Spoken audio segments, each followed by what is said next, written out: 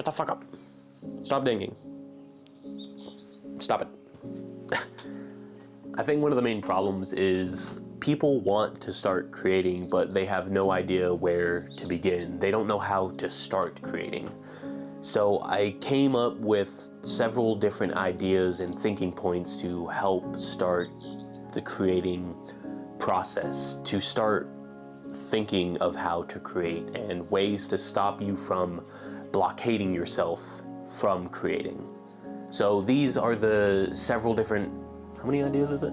I don't even remember how many ideas it is. 8. These are the 8 ideas I have when it comes to creating when you have no ideas where to begin. So let's get right into it.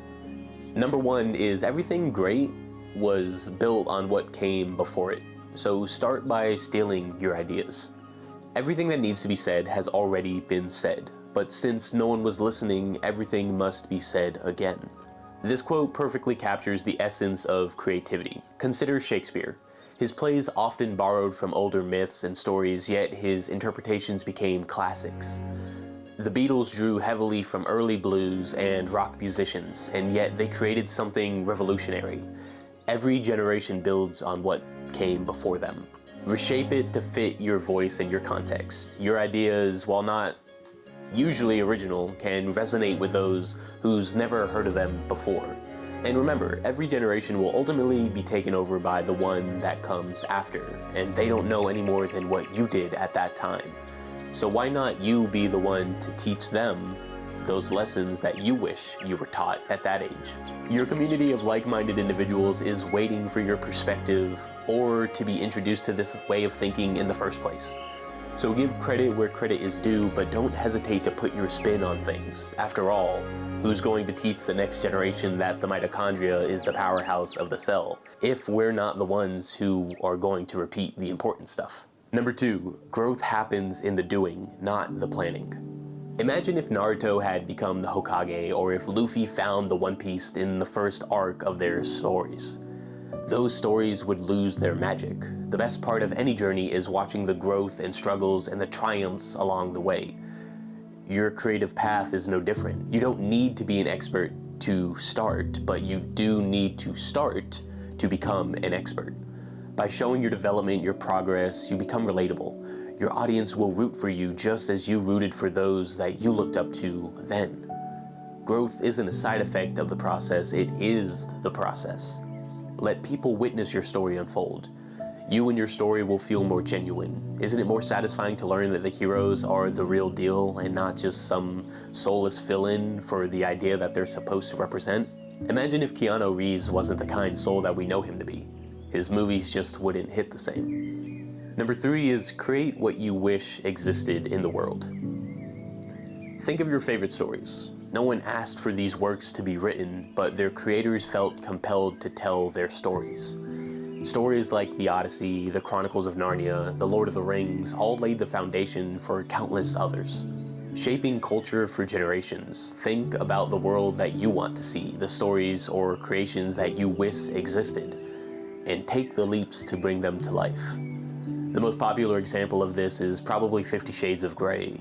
Believe it or not, that originated as a fan fiction of Twilight, and that created a legacy of over 150 million copies sold worldwide. 2 sequels and a major film franchise under the same name. Everyone has a unique story or perspective, and it's your duty to share yours. By doing so, you're creating the world that you want to live in, leaving a lasting mark. Don't wait for permission, put your story out there and let it find its audience. You'll be surprised just how much your story is needed in the world.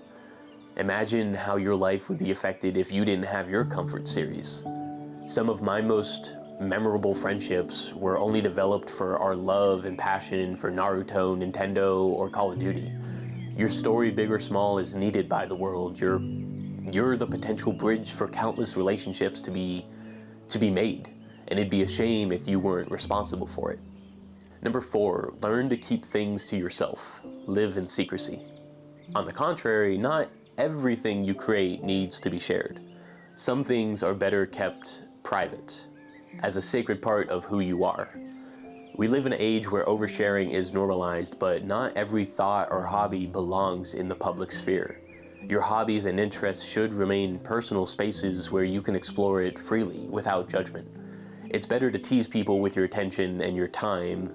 That way they're only exposed to you in short breaths, so they are more likely to get addicted to you and your work. If you allow them to see too much of you in your work, then they will become exposed to your flaws, and that will kill the allure that you have over them.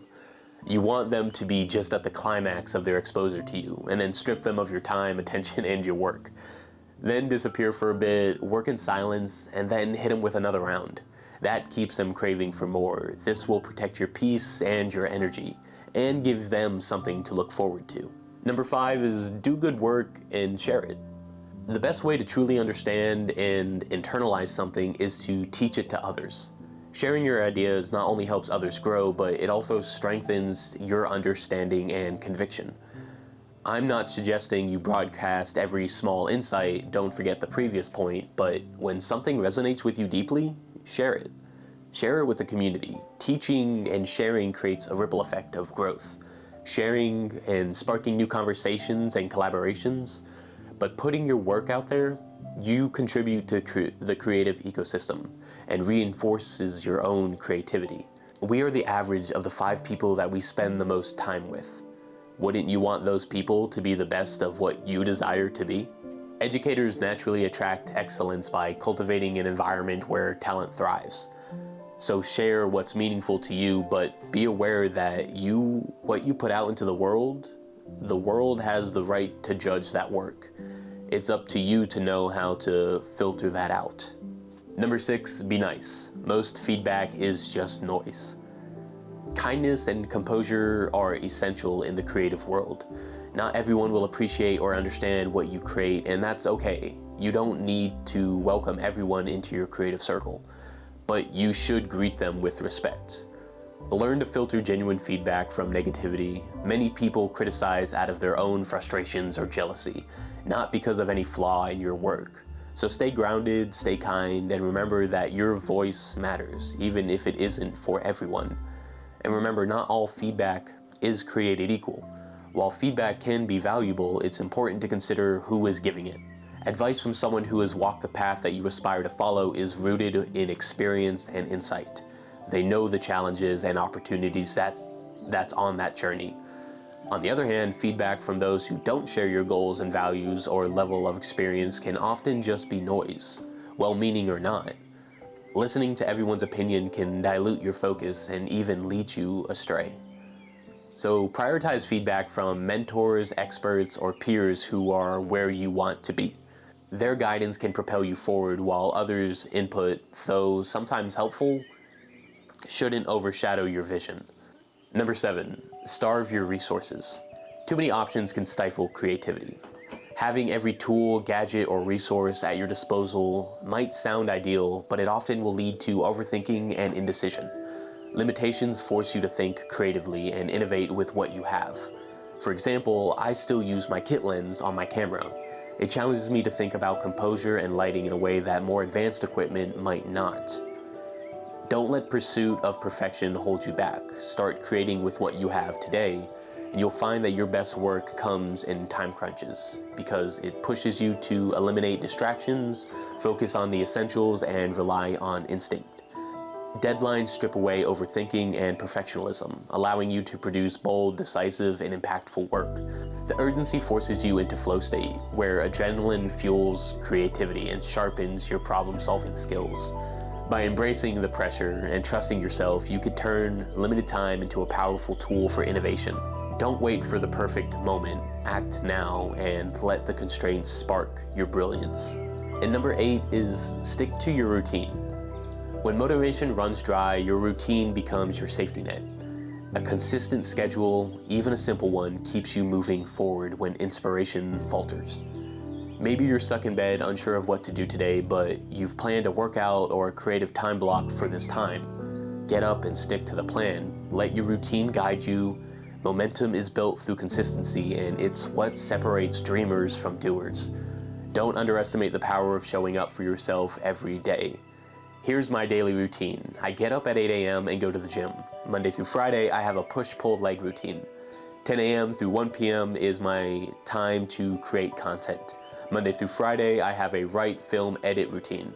Then 2 p.m., I'm off to my day job. That way, I never wake up and wonder what I'm going to do today. I know exactly what is going to be done the day prior, and this keeps me grounded. Stick to your routines. They will give your day structure so it doesn't feel like you're just drifting, and you'll begin to make actual progress on your work. In conclusion, start small and start now. The secret to creating isn't having all the answers, it's starting with what you have where you are. Borrow ideas, embrace your growth, and create the world that you want to see. Protect what matters to you and share what resonates. And remember that constraints fuel creativity. Most importantly, trust the process and stick to your routines. The journey will have its ups and downs, but the act of starting will set everything else in motion. So stop waiting and just start creating. Your story is waiting to be told. Thank you for watching. I hope you enjoyed, and if you took anything from this video, please comment down below how you're going to implement these thoughts and ideas into your workflow. And I hope you have a great day. Thanks for watching.